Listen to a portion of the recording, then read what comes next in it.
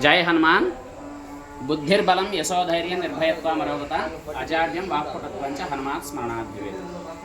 హనుమత్ జయంతి పర్వదిన సందర్భంగా అందరికీ కూడా హనుమంతుడి ఆశీస్సులు లభించాలని, శ్రీ గురుదత్త జ్యోతిష మార్గదర్శిని వారందరికీ కూడా హనుమంతుడి యొక్క అనుగ్రహం లభించాలని కోరుకుంటూ, హనుమంతుని స్మరిస్తే మంచి బుద్ధి బలం కలుగుతుంది అంటున్నారు. బుద్ధి బలం అంటే ఈ రోజుల్లో చూడండి, అందరూ ఎక్కువ మనస్సుకు లోబడిపోతూ ఉన్నారు. మనస్సు ఏం చేస్తుంది?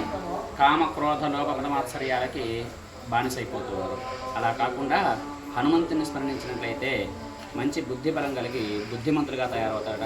మంచి యశస్సు, ధైర్యం, నిర్భయత్వం, భయం లేకుండా ఉండడం, అజాడ్యం, లిజీనెస్ లేకుండా ఉండడం, వాక్పటుత్వంచ, మంచి వాక్పటుత్వాన్ని కలిగి ఉండడం, హనుమాత్ స్మరణాద్భవేత్. ఇవన్నీ కూడా హనుమంతుని స్మరణ చేస్తూ వస్తుంది అంటున్నారు.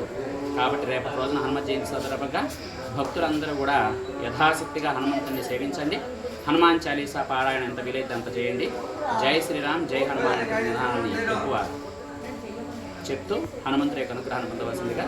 జై శ్రీరామ్, జై హనుమాన్.